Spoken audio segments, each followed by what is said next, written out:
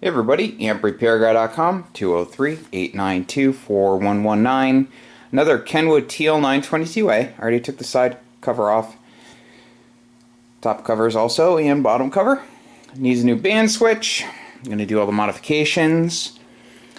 And I'll be back when it's all completed. Getting a brand new set of Pentalab tubes. So I'm going to pull the new band switch out of the box, prep that, and get to work. The 6-meter amp is actually in the other room. I started testing that, got it up to 4 kilowatts into a dummy load with just the radio, 100-watt transceiver.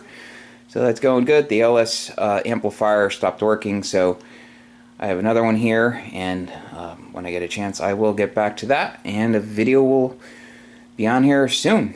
So as long as that one continues to work too. Okay, so stay tuned, and I will see you guys soon.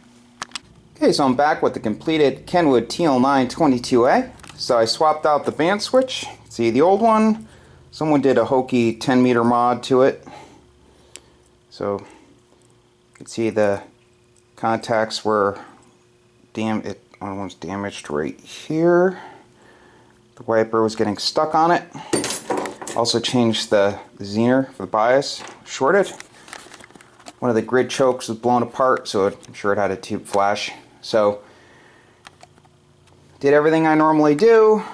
Protection diode over here for the plate current meter. Strap over here. See everything in here. So, it's got a brand new set of Pentalab tubes. Put a series glitch resistor in over here. Everything's zip tied real nice with the proper clearances between the wires. So, okay, so I'll flip it over. It's the new band switch, nice and pretty down there. Okay, so I'll flip it over and I'll show you the bottom. Be right back. Okay, I added the strap right here to make the path between the plate tune air variable capacitor shorter to the tube grids.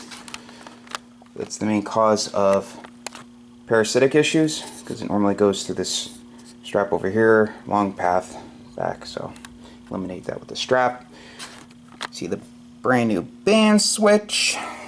Someone did the 10-meter mod, like I said before, and they used the wrong type of caps. They used mica caps and little ceramic disc caps, so I put the proper caps in.